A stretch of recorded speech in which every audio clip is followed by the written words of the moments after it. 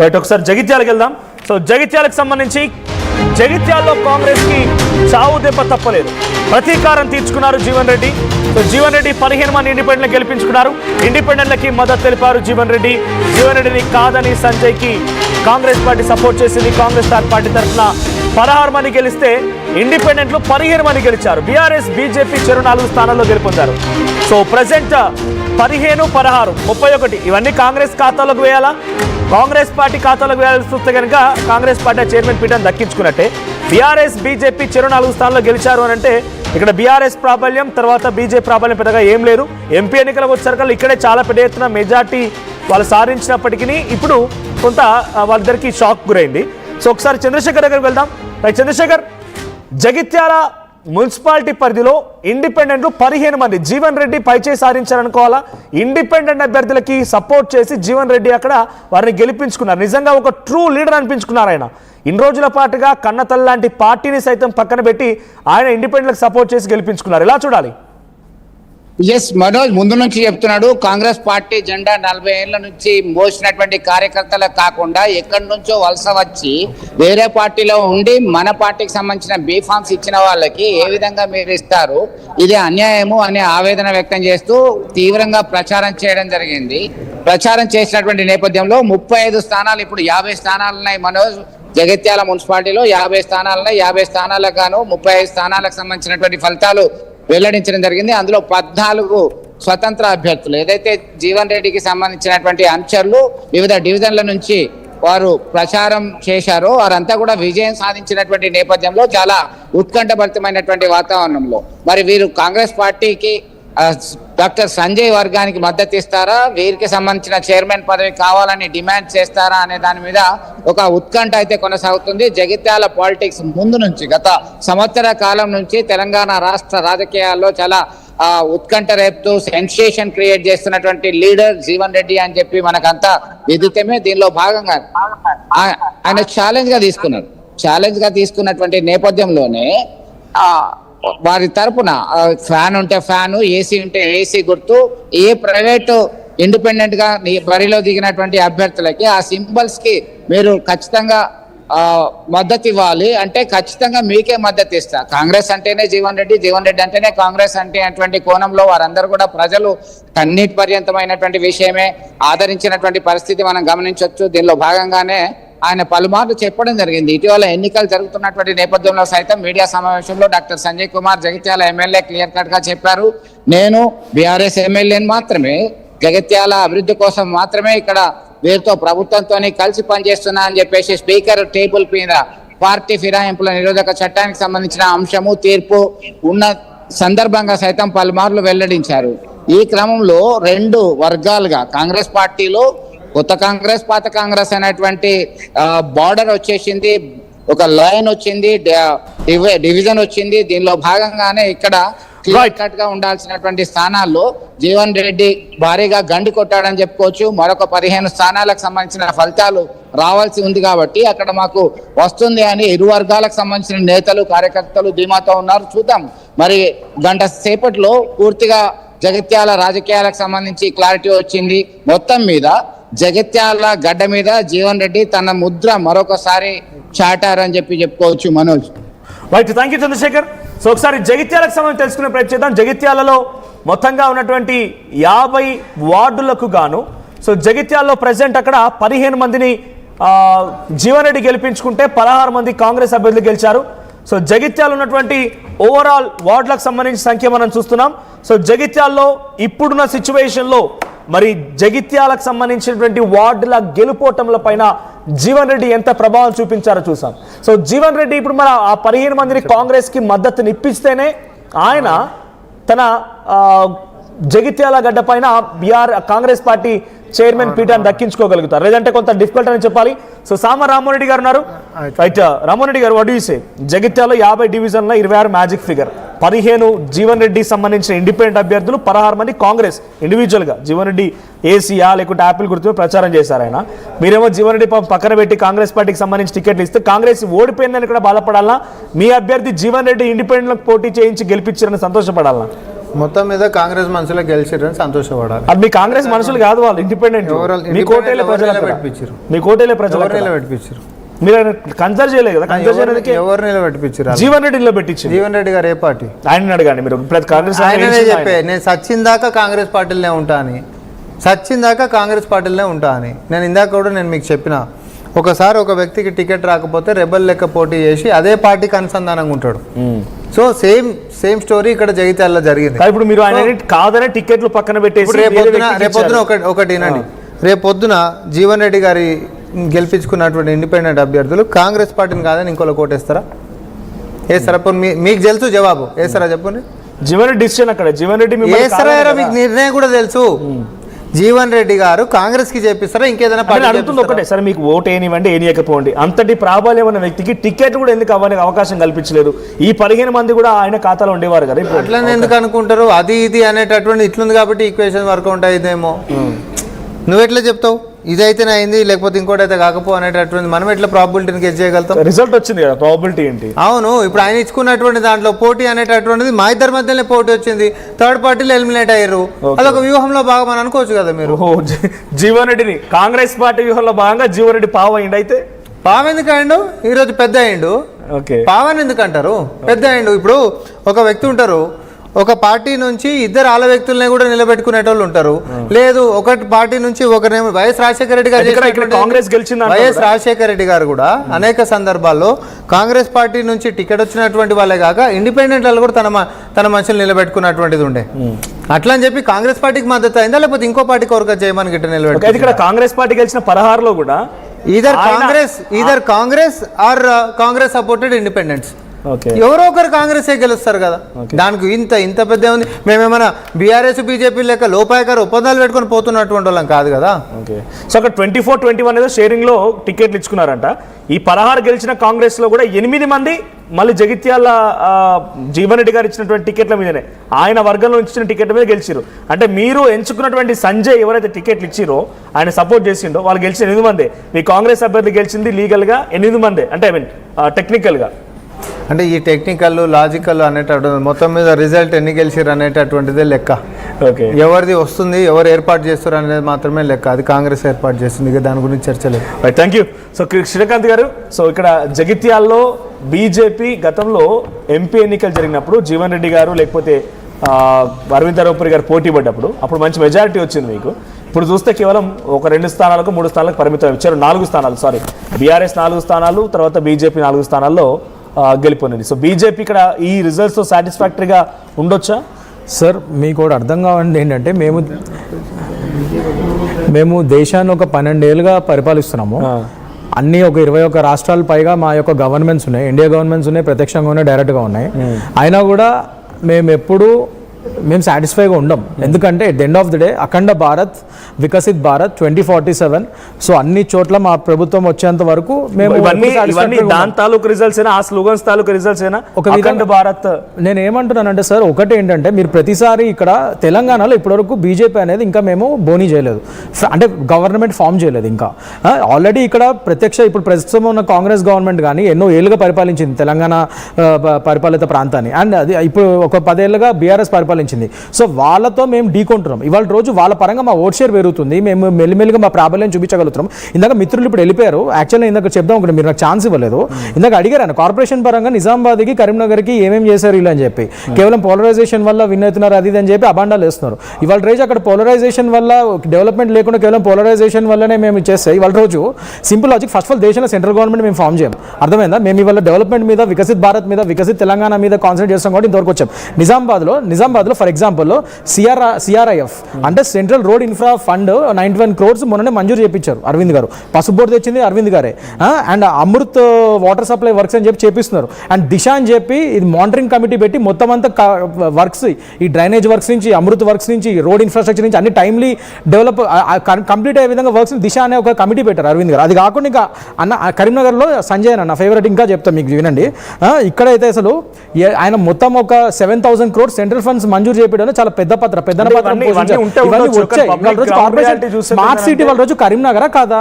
అదే స్మార్ట్ సిటీని వరంగల్ ఇవన్నీ మొన్న గత ప్రభుత్వంలో వరంగల్ ఇవన్నీ స్మార్ట్ సిటీ పెట్టారు. కరీంనగర్ స్మార్ట్ సిటీ అయింది మరి వాళ్ళ రోజు. కరీంనగర్ స్మార్ట్ సిటీ అయిందా? అన్న పరిపాలిస్తున్న కరీంనగర్ స్మార్ట్ సిటీ అయిందా? లేదా వరంగల్ ఇవన్నీ అయినా కాంగ్రెస్ పాలిత స్మార్ట్ సిటీ అయితే పేరైతే పెట్టుకున్నారు కదా, కానీ రియల్ స్మార్ట్ సిటీ మీకు ఎక్కడ కనబడుతుంది? కరీంనగర్లోనే కనబడుతుంది. దానిలో అంత డెవలప్మెంట్ కరీంనగర్ అది మీరు చెప్తున్నారు సార్, అది మీరు చెప్తున్నారు. నేను చెప్తుంది అదే సార్. కరీంనగర్ లో that's what I'm saying 7,000 central funds మంజూరైనాయి, అంత రెడీగా ఉన్నాయి. సో పురపాలక సంస్థలు కూడా ఇవన్నీ కూడా సేమ్ బీజేపీ ఉంటే డెఫినెట్ గా పనులు త్వరగా అవుతాయి, అన్ని ఫాస్ట్ గా అవుతాయని. ఇక సెంట్రల్ లెవెల్లో ఇప్పుడు అక్కడ ఎంపీ అన్న బండి సంజయ్ అని ఉన్నారు అక్కడ ఎంపీ కింద. సో 7,000 crores తెప్పించుకోగలిగారు ఆయన కాన్స్టిట్యున్సీకి. మరి మిగతా కాంగ్రెస్ పరిపాలిత ఎంపీలు ఉన్న చోట మరి వాళ్ళు ఎందుకు తెప్పించుకోలేకపోతున్నారు, ఎందుకు చేయలేకపోతున్నారు? వాట్ ఎవర్ ఇట్ ఈస్ అదే చెప్తున్నాం. డబుల్ ఇంజన్ సర్కార్ ఉండాలి సెంట్రల్లోను స్టేట్లోను. సో దాని పరంగా ముఖ్యంగా ఈ కార్పొరేషన్స్లో ముఖ్యంగా కరీంనగర్లో కూడా బీజేపీ వాళ్ళు వస్తే ఫాస్ట్గా త్వరగా అయితే పనులు 7,000 ఫండ్స్ ఎలొకేషన్ క్లియర్గా అయితే డైవర్ట్ అవ్వవు, వేరే పార్టీ వాళ్ళు డైవర్ట్ అయిపోతాయి ఫండ్స్, మనకు తెలుసు కదా. సో కాకుండా కరెక్ట్గా పనులకే ఉపయోగిస్తారు, మన పార్టీ వాళ్ళు ఉంటాయని చెప్పారు. అదే వాళ్ళ రోజు వెళ్ళింది అక్కడ జనాల్లోకి. మన పార్టీ మన బీజేపీ వాళ్ళు కార్పొరేషన్స్ లో ఉంటేనే అది ఇవన్నీ 7,000 ఫండ్స్ కరెక్ట్గా ఉపయోగపడతాయి, కరీంనగర్ బాగా డెవలప్ అవుతాయి అని చెప్పి ఆ ఓట్లు పడ్డాయి అక్కడ. సో నిజామాబాద్ కూడా సేమ్ పరిస్థితి, అందుకు కదా డెవలప్ అయింది. కానీ ఇందాక మిత్రులు ఏమంటారు పోలరైజేషన్, అది పోలరైజ్డ్ పాలిటిక్స్ చేసేది కాంగ్రెస్ వాళ్ళు, ఎంఐఎం వాళ్ళు. అందుకనే కదా వాళ్ళ దోస్తి, వాళ్ళ ముఖ్యమంత్రి ఏమంటారు ఇవాళ రోజు రేవంత్ రెడ్డి గారు, ఎంఐఎం అంటే కాంగ్రెస్, కాంగ్రెస్ అంటే ఎంఐఎం అంటారు. మొన్న ఇందాక మీరు జూబ్లీహిల్స్ బై ఎలక్షన్స్ గురించి చెప్తున్నారు. జూబ్లీహిల్స్ బై ఎలక్షన్స్ లో ఇదే అక్బరుద్దీన్ మొన్న ఓపెన్ గా వీళ్ళ సోకాల్డ్ ఫ్రెండ్ అక్బరుద్దీన్ ఓవైసీ ఏమన్నాడు, మన జూబ్లీహిల్స్ బై ఎలక్షన్స్ లో మా ముస్లిమ్స్ ఓటు లేకపోతే, మా మజ్లిస్ ఓటు లేకపోతే అసలు కాంగ్రెస్ వినేదే కాదని ఓపెన్ గా చెప్పాడే లేదా? అది వీళ్ళు సమీక్షించుకోవాలి, కాంగ్రెస్ వాళ్ళు సమీక్షించుకోవాలి, ఆత్మపరిశీలన చేసుకోవాలి, అండ్ ఎంఐఎం వాళ్ళు ఆత్మపరిశీలన చేసుకోవాలి. ఇవాళ రోజు దోస్తీలు కట్టి ఇల్లీగల్ గా తెర వెనక దోస్తీలు కట్టి వీళ్ళు బీఆర్ఎస్ వాళ్ళు ఎంఐఎం వాళ్ళు బీజేపీని ఎక్కడెక్కడ స్ట్రాంగ్ ఉందో అక్కడ ఓడిద్దామని చెప్పి వీళ్ళందరూ ఇల్లీగల్ గా తెర వెనక దోస్తీలు కట్టి ఇవన్నీ చేస్తున్నారు. ఈ బీజేపీ ఓట్లను కొల్లగొడుతున్నారు. ఇక్కడ సింగిల్ గా ఇవాళ రోజు తెలంగాణ రాష్ట్రంలో పోట్లాడుతుంది బీజేపీ మాత్రమే, స్వచ్ఛందంగా కష్టపడుతుంది బీజేపీ మాత్రమే. సో అది జనాలు వాళ్ళు తెలుసుకున్నారు కాబట్టి ఒంటరిగా ఇవాళ రోజు మేము పోటీ చేస్తున్నాం అండ్ మా ఓట్ షేర్ గణనీయంగా మెల్లిమెల్లిగా పెరుగుతుంది.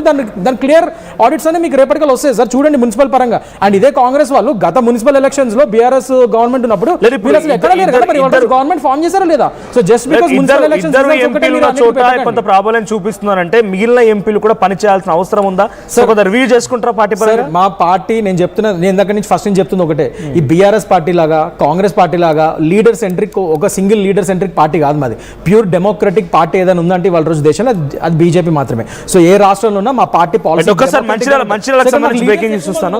సో మంచిర్యాల కార్పొరేషన్ సంబంధించిన బ్రేకింగ్ న్యూస్ ఇది. So Mancherial corporation Congress party కైవసం చేసుకుంది. 60 స్థానాల్లో 50కి పైగా స్థానాల్లో కాంగ్రెస్ అభ్యర్థులు విజయం సాధించారు. 3 స్థానాల్లో కాంగ్రెస్ అభ్యర్థులు ఇంకా లీడ్ లో కొనసాగుతున్నారు. 4 డివిజన్లకే పరిమితమైంది బీఆర్ఎస్ పార్టీ. ఇక బీజేపీ ఇక్కడ 0. బీజేపీ ఏమాత్రం కూడా ఖాతా తెరవలేదు. 50 డివిజన్లో ఇప్పటికే సుమారుగా 60 డివిజన్లకు గాను 50 డివిజన్లో గెలుపొంది ఇంకో 3 చోట్ల లీడ్ కొనసాగిస్తూ 4 డివిజన్లలో బీఆర్ఎస్ పార్టీ అభ్యర్థులు గెలిపించుకొని ఇంకా లీడ్ కొనసాగుతోంది. అంటే సంథింగ్ బీజేపీ ఇక్కడ ఖాతా కూడా తెరవలేదు. ఏకంగా మహారాష్ట్ర ముఖ్యమంత్రి వచ్చి ప్రచారం చేసినటువంటి మున్సిపల్ కార్పొరేషన్ ఇది. సో బీజేపీ ఏమాత్రం ప్రాబల్యం చూపించలేకపోయింది. లైవ్లో రవినాయక్ సిద్ధంగా ఉన్నారు. రవినాయక్, సో మంచిర్యాల కార్పొరేషన్లో జరిగినటువంటి మున్సిపల్ కార్పొరేషన్ ఎన్నికల్లో బీజేపీ ఘోరాతి ఘోరైన పరాజయం చవి చూసింది. 0 ఎక్కడ కూడా ఒక కార్పొరేషన్ కనీసం వాళ్ళు గతంలో అక్కడ లేరు అని చెప్పుకోపోవచ్చు, కానీ ఒక ముఖ్యమంత్రి వచ్చి ప్రచారం చేశారు కదా.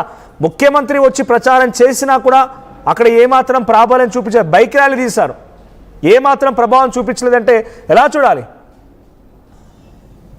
మనోజ్, ప్రధానంగా సబ్జెక్టు కరెక్షన్ 5 స్థానాలు బీజేపీ కైవసం చేసుకున్నాయి. ఈ లాస్ట్ మినిట్లో అంటే హోరాహోరీ పోటీలో లాస్ట్ ఒక 5 ఓట్లతో 18 ఓట్లతో 16 ఓట్లతో 5 స్థానాల్లో ఇటు బీజేపీ తమ ప్రయత్నం కొనసాగించింది. ఒక రకంగా 44 స్థానాలకు కాంగ్రెస్ పార్టీ కైవసం చేసుకుంది. 44 స్థానాలు కైవసం చేసుకోవడం అంటే మామూలు విషయం కాదు. 60 డివిజన్లలో ఏకతాటిపై కాంగ్రెస్ పార్టీ సింగిల్ లీడ్ కొనసాగింది. ఎక్కడ ఎటువంటి పోటీ కూడా బీజేపీ లేదు. కాకపోతే 5 స్థానాల్లో మాత్రం పోటాపోటీగా కొంత పోటీ జరిగింది. అయితే ప్రధానంగా ఇదంతా కూడా ఇండిపెండెంట్ అభ్యర్థులతో పాటు బీఆర్ఎస్ అభ్యర్థుల ఓట్ షేర్ చీలడం ద్వారానే ఇదంతా జరిగిందని అక్కడ ఓడిపోయిన కాంగ్రెస్ నాయకులు కానీ బీఆర్ఎస్ నాయకులు కానీ చెబుతున్నారు. అయితే బీఆర్ఎస్ కూడా గట్టి పోటీ ఇచ్చింది. 8 స్థానాలకు బీఆర్ఎస్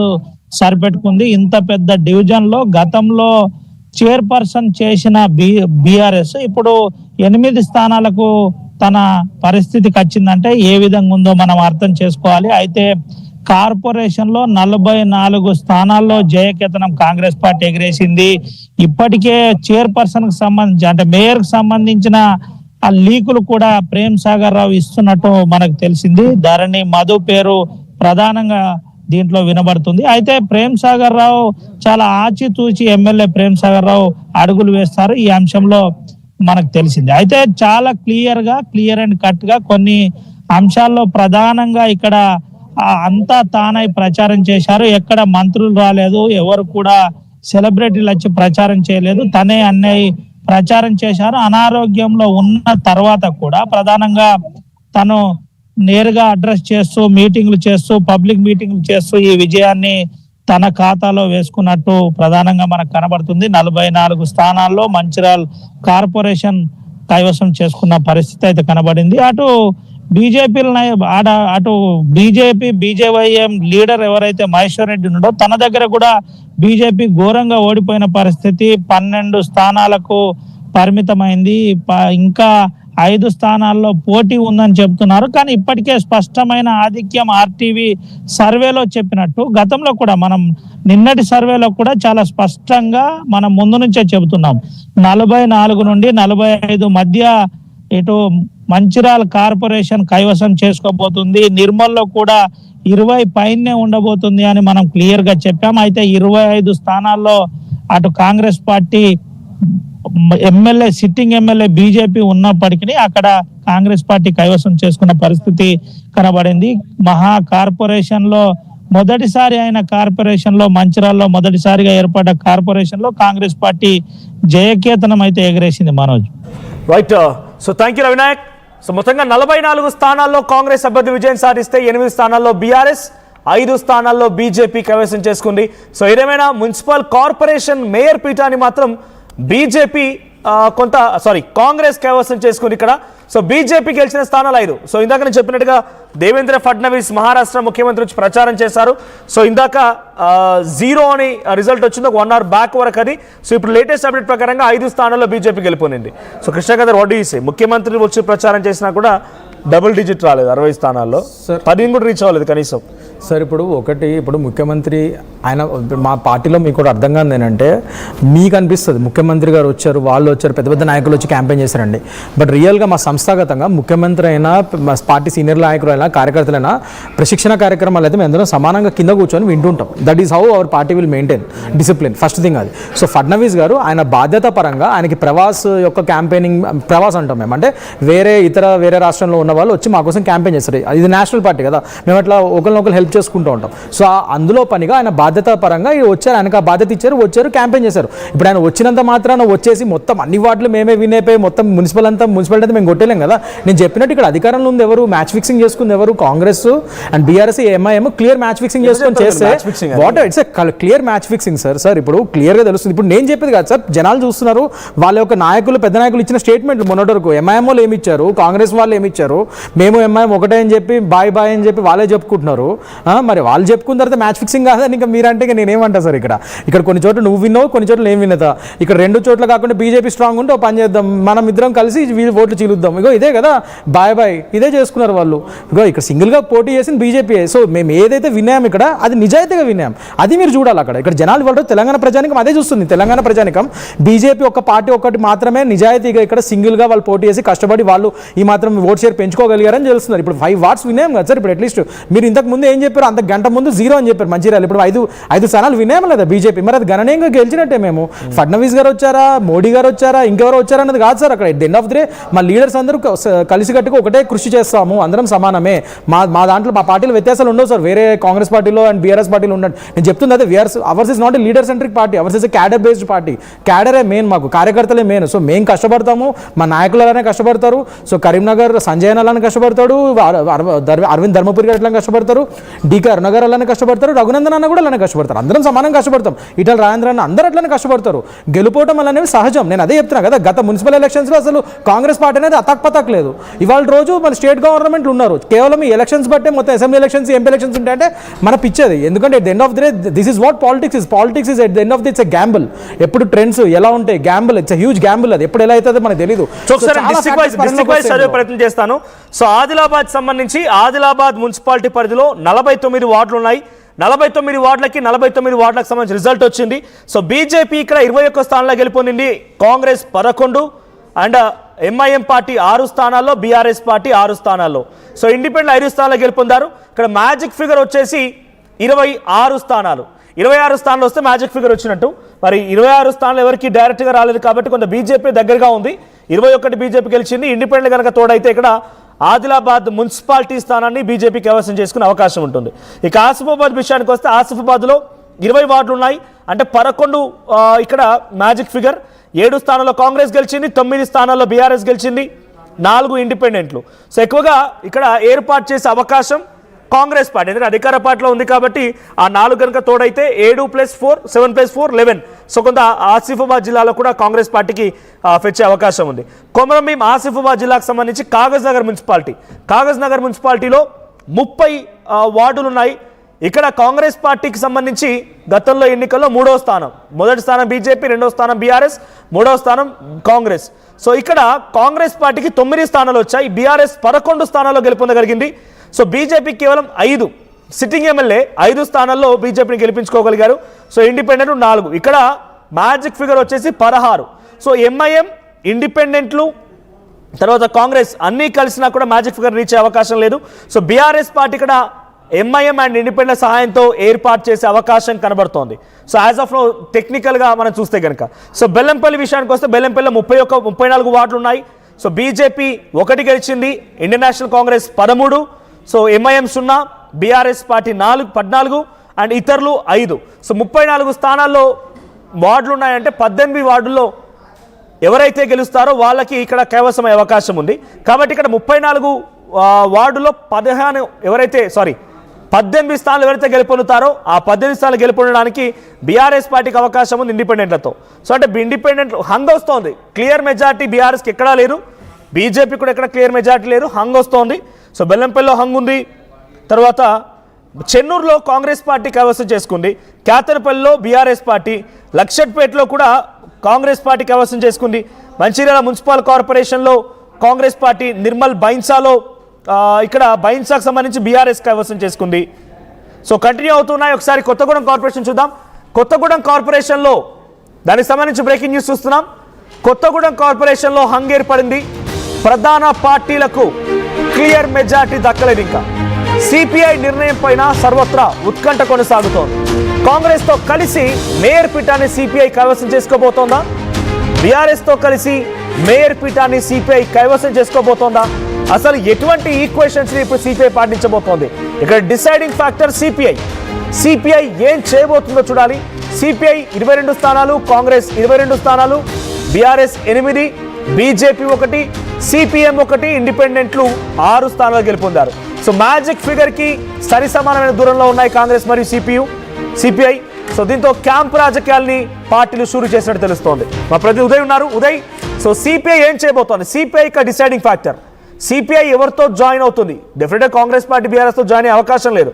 సో సిపిఐ ఎవరితో జాయిన్ అవుతుందో ఆ వాళ్ళే కొంత అక్కడ పీఠం దక్కించుకునే అవకాశం ఉంది. What is the chance? ఏం జరగబోతోంది? కుననేని సాంబశివరావు ఏం చెప్తున్నారు? ఎగ్జాక్ట్లీ మనోజ్, ప్రస్తుతం అందరికీ కూడా అదే ఉత్కంఠ అయితే ఉందని చెప్పుకోవాలి. కొత్తగూడెం కార్పొరేషన్ సంబంధించి తుది ఫలితాలు అయితే వెల్లడయ్యాయి. మొత్తం 60 డివిజన్లు కొత్తగూడెం కార్పొరేషన్ లో ఉండగా సరి సమానమైనటువంటి దూరంలో కాంగ్రెస్, సిపిఐ 2 కూడా ఉన్నాయి. ఏ ఒక్క ప్రధాన రాజకీయ పార్టీకి ఒక క్లియర్ మెజారిటీ రాలేదు. అబ్జల్యూట్ మెజారిటీ రాకపోవడంతో పూర్తిగా క్యాంప్ రాజకీయాలకు అన్ని రాజకీయ పార్టీలు షురు లేపాయని చెప్పుకోవాలి. ప్రస్తుతం మీకు గణాంకాలతో సహా వివరించే ప్రయత్నం చేస్తాను. సిపిఐ మొత్తం 22 స్థానాలను దక్కించుకోగలిగింది. కాంగ్రెస్ కూడా సేమ్ గా 22 స్థానాలు దక్కించుకోగలిగింది. బీఆర్ఎస్ 8 స్థానాలకే పరిమితమైంది. ఇండిపెండెంట్లు మాత్రం చాలా స్పష్టమైనటువంటి ఆధిక్యాన్ని కనబరిచని చెప్పుకోవాలి. దాదాపు 6 స్థానాల్లో విజయం సాధించారు స్వతంత్ర అభ్యర్థులు. బీజేపీ 1, సిపిఎం 1 స్థానానికి పరిమితమైంది. సో పూర్తిగా క్లియర్ మెజారిటీ 31 రావాల్సి ఉంది. కానీ ఆ మెజారిటీ ఎవరికి రాకపోవడంతో పూర్తిగా హంగ్ ఏర్పడిన సిచ్యువేషన్ కనిపిస్తుంది. కానీ ఇప్పుడే అసలైనటువంటి రాజకీయాల కొత్తగూడెం కార్పొరేషన్ లో మొదలయ్యాయని చెప్పుకోవాలి. ఎందుకంటే ఇప్పుడు ప్రస్తుతం ఇండిపెండెంట్ చాలా కీలకంగా మారబోతున్నారు. దాదాపు 6 స్వతంత్ర అభ్యర్థులను తమ వైపు తిప్పుకునేందుకు అటు సిపిఐ విశ్వ ప్రయత్నాలు చేస్తుంది. మరోవైపు కాంగ్రెస్ నేతలు కూడా రంగంలోకి దిగి ఆ ఇండిపెండెంట్లను తమ వశం చేసుకునేందుకు పూర్తి స్థాయిలో బేరసారాలకు కూడా మంత్రాలు లేపినట్లు మనకు సమాచారం అవుతుంది. సో ఒకవేళ ఇండిపెండెంట్లు అందరూ కూడా కాంగ్రెస్ వైపు మొగ్గు చూపగలిగితే వాళ్ళ మెజారిటీ మాత్రం 28కి పరిమితం అవుతుంది. సో అప్పటికి కూడా ఒక అబ్సల్యూట్ మెజారిటీ వచ్చే అవకాశం అయితే లేదు. కానీ సిపిఐకి వచ్చేసి మొత్తం 22 స్థానాలు ఇప్పటికే సిపిఐ గెలుచుకోగలిగింది. బీఆర్ఎస్ తో ఒకవేళ సిపిఐ జత కడితే ఖచ్చితంగా 30 స్థానాల్లో పాగా వేసే అవకాశం ఉంది. ఇక్కడ చాలా కీలకంగా మాట్లాడుకోవాల్సినటువంటి ఎక్స్ అఫిషియో ఓట్ అనేది చాలా కీలకంగా మారబోతుంది. అది స్థానికంగా ఉన్నటువంటి ఎమ్మెల్యే ఆ ఓటు హక్కును సద్వినియోగం చేసుకునే అవకాశం ఉంటుంది. కాబట్టి 22 ప్లస్ బీఆర్ఎస్ ఉన్నటువంటి 8 స్థానాలు 30తో పాటు ఎక్స్ అఫిషియోగా ఉన్నటువంటి కూనంనేని సాంబశివరావు కూడా మేయర్ ఎన్నికల్లో భాగస్వామ్యం అవుతారు. కనుక మొత్తంగా ఒక మ్యాజిక్ ఫిగర్ అనేది మాత్రం సిపిఐకి వచ్చే అవకాశం ఉంది. అది బీఆర్ఎస్ తో ఒకవేళ జత కడితే. అయితే ఇక్కడ మరొక చాలా క్లారిటీ ఇచ్చే ప్రయత్నం చేస్తున్నాను. చాలా కీలకమైనటువంటి అంశాన్ని కూడా మీకు చెప్పే ప్రయత్నం చేస్తున్నాను. ఎక్స్ అఫిషియో మెంబర్లు స్థానికంగా ఉన్నటువంటి ఎంపీలు కావచ్చు, ఎమ్మెల్సీలు కావచ్చు, రాజ్యసభ సభ్యులు కావచ్చు, అటు ఎక్స్ అఫిషియో మెంబర్లుగా ఓటు హక్కును సద్వినియోగం చేసుకునే అవకాశం ఉంటుంది. మేయర్ ఎన్నికలకు సంబంధించి కావచ్చు, డిప్యూటీ మేయర్ సంబంధించి కావచ్చు. అప్పుడు కాంగ్రెస్ కు ఒకవేళ మనం లెక్కలు పరిశీలిస్తే అటు 22 కాంగ్రెస్ డివిజన్లను గెలుచుకుంది. కాబట్టి ఒకవేళ 6 ఇండిపెండెంట్ కూడా కాంగ్రెస్ కు మద్దతు కలిపితే 28కి కాంగ్రెస్ స్థానాలు పరిమితం అయితే ఇక్కడ ఉన్నటువంటి స్థానిక ఎంపీ, ఖమ్మం ఎంపీగా ఉన్నటువంటి రామసహాయం రఘురామిరెడ్డి తన ఓటు హక్కును సద్వినియోగం చేసుకుంటే 29కి ఆ మెజారిటీ పెరుగుతుంది. ఒకవేళ రాజ్యసభ సభ్యురాలుగా ఉన్నటువంటి రేణుకా చౌదరి కూడా ఎక్కడైనా సరే ఓటు హక్కును సద్వినియోగం చేసుకునే అవకాశం ఉంటుంది. ఒకవేళ ఆమె మళ్ళీ ఢిల్లీ నుంచి స్వయంగా రంగంలోకి దిగితే ఆ స్థానం ఆ సంఖ్య 30కి చేరుతుంది. అప్పటికి కూడా ఒక అబ్సల్యూట్ మెజారిటీ కాంగ్రెస్ కి వచ్చే అవకాశం లేదు. అయితే ఇక్కడ ప్రధానంగా టీచర్ ఎమ్మెల్సీగా ఉన్నటువంటి శ్రీపాల్ రెడ్డి కూడా కాంగ్రెస్ తోనే ఉన్నారు.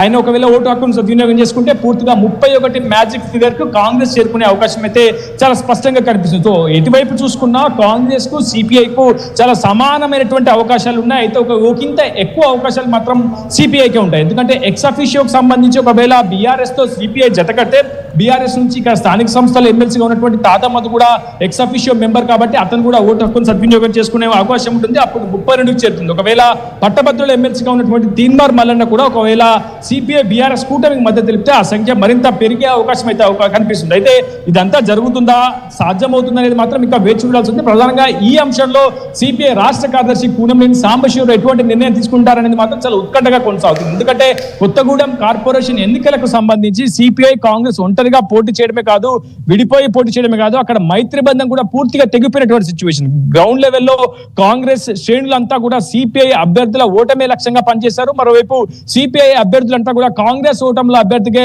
లక్ష్యంగానే పనిచేశారు. సో ఇరువురి మధ్య ఒక యుద్ధమైనటువంటి వాతావరణం అక్కడ నెలకొన్న సిచ్యువేషన్ లో సిపిఐ రాష్ట్ర కార్యదర్శి కూనంనేని సాంబశివరావు కూడా తీవ్రమైనటువంటి అసహనం, అసంతృప్తి వ్యక్తం చేశారు. కాంగ్రెస్ అధికారిక దుర్వినియోగానికి పాల్పడింది. అక్కడ ఉన్నటువంటి పోలీస్ యంత్రాంగం, అధికార యంత్రాంగంతో పూర్తిగా అధికార దుర్వినియోగానికి పాల్పడ్డారు. గెలిపే లక్ష్యంగా అనేక కుయుక్తులు పడ్డారంటూ కూడా పెద్ద ఎత్తున సిపిఐ రాష్ట్ర కార్యదర్శి కూనంనేని సాంబశివరావు ప్రతినిధించారు. స్వయంగా సిపిఐ జాతీయ కార్యదర్శి నారాయణ కూడా స్పష్టమైనటువంటి ఆరోపణలు కాంగ్రెస్ పై చేశారు. మంత్రి పొంగులేటి శ్రీనివాసరెడ్డిపై కూడా తీవ్ర స్థాయిలో ధ్వజమెత్తారు సిపిఐ జాతీయ కార్యదర్శి నారాయణ. సో అసలు సిపిఐ కాంగ్రెస్ తో అటాచ్ అవుతుందా, జత కడుతుందా అనేది మాత్రం వేచి చూడాల్సి ఉంది. కానీ కూనంనేని సాంబశివరావు నిర్ణయం ఏ విధంగా ఉంటుందనే దానిపై ప్రస్తుతం ఉత్కంఠ కొనసాగుతుంది. మొదటి నుంచి సీఎం రేవంత్ రెడ్డితో తన సన్నిహిత సంబంధాలు ఉన్నాయి, తనకు అత్యంత సన్నిహితుడని, సీఎం మీద అభిమానం ఉందని పదే పదే కూనంనేని సాంబశివరావు కూడా బహిరంగంగా చెప్పుకొచ్చే ప్రయత్నం చేశారు. సో సీఎం రేవంత్ రెడ్డి, కూనంనేని సాంబశివరావు ఇద్దరు కలిసి చర్చించుకుంటే మాత్రం మేయర్ స్థానం సిపిఐ కైవసం చేసుకునే అవకాశం ఉంటుంది. At the same time deputy mayor ని కాంగ్రెస్ కి ఇచ్చే అవకాశం ఉంటుంది. సో కూనంనేని నిర్ణయం మీదనే పూర్తిగా కొత్తగూడెం కార్పొరేషన్ రాజకీయాలు ఆధారపడాయని చెప్పుకోవాలి. సో బీఆర్ఎస్ కూడా ఇప్పటికే సిపిఐతో మంతనాలు చేసేందుకు ప్రయత్నం చేస్తుంది. అటు రాజ్యసభ సభ్యుడిగా ఉన్నటువంటి వదిరాజు రౌతంతో పాటు అటు ఖమ్మం జిల్లా అధ్యక్షులు తాదా మధుసూదన్, అదేవిధంగా బీఆర్ఎస్ అధ్యక్షుడు రేఖాకాంతరావుతో పాటు మాజీ మంత్రి పువ్వాడ అజయ్ కుమార్ కూడా సిపిఐతో మంత్రాలు జరుపుతున్నట్లు మనకు విశ్వసనీయ సమాచారం ఎంత ఉంటుంది. ఏం జరుగుతుందో మరికొద్దిసేపట్లో వెల్లడే అవకాశం ఉంది. కానీ స్పష్టంగా ఇప్పటికే ఇప్పటికే క్యాంపు రాజకీయాలు తెలిపారు. సిపిఐ అభ్యర్థులను కాపాడించుకునేందుకు సేఫ్ క్యాంపుకు తరలించారు. కాంగ్రెస్ కూడా తమ పార్టీ తరఫున గెలిచినటువంటి అభ్యర్థులను సేఫ్ క్యాంపుకు తరలించింది. ఇండిపెండెంట్లకు గాలం వేసేందుకు, ఇండిపెండెంట్లకు కొనుగోలు చేసేందుకు ఒక రకమైనటువంటి రాజకీయ మంతనాలు ప్రస్తుతం కొత్తగూడెం కార్పొరేషన్ లో కొనసాగుతున్నాయి. ఒకవేళ ప్రస్తుతం సిపిఎం కాంగ్రెస్ కూడా కలిసి కొన్ని చోట్ల మద్దతు ప్రచారం చేస్తారు, బలపరిచారు. కాబట్టి సిపిఎం కు ఉన్నటువంటి ఒక స్థానానికి కూడా కాంగ్రెస్ కే మద్దతు పలికే అవకాశం ఉంది. కాబట్టి వేచి చూడాలి. మరికొద్ది సేపట్లోనే కూనంనేని సాంబశివరావు తన నిర్ణయాన్ని కూడా ప్రకటించే అవకాశం ఉంటుంది. ఇప్పటి వరకు కొన్ని మంతనాలు అయితే జరుగుతున్నాయి. అన్ని ప్రధాన రాజకీయ పార్టీలు ఒకరికొకరు పరస్పరం మాట్లాడుకుంటున్నారు, చర్చించుకుంటున్నారు. ఈ రోజు సాయంత్రం కావచ్చు, రాత్రి 7:30 వరకు ఒక క్లారిటీ వచ్చే అవకాశం ఉంది. అయితే ఇండిపెండెంట్లు మాత్రం చాలా కీలకంగా మారుతున్నారని చెప్పుకోవాలి. ఇండిపెండెంట్లు కొంతమంది సిపిఐతో కాంటాక్ట్ లో ఉన్నారు, ఇప్పటికే మరికొంతమంది కాంగ్రెస్ తో కాంటాక్ట్ లో ఉన్నారు. సో కొత్తగూడెం కార్పొరేషన్ మాత్రం కైవసం చేసుకునేందుకు మాక్సిమం ఛాన్సెస్ సిపిఐకి అనుకూలంగా ఉన్నప్పటికీ కాంగ్రెస్ ఏ వ్యూహాన్నైనా అమలు చేయవచ్చు. మంత్రి పొంగులేటి శ్రీనివాస్ రెడ్డి ఏదైనా చేసే అవకాశం ఉంది. దాన్ని కూడా మనం తక్కువ అంచనా వేయలేం. మనం చూడవచ్చు. సో మొత్తంగా సిపిఐ ఇప్పుడు ఇక్కడ గేమ్ చేంజర్ కాబోతోంది. సిపిఐ కొత్తగూడెం మున్సిపల్ కార్పొరేషన్ ని ఏ రకంగా దక్కించుకుంటుంది? మా ప్రతినిధి చెప్తున్నట్టుగా సిపిఐ పార్టీ నాయకుల ఓటమికి పనిచేసిన కాంగ్రెస్ పార్టీ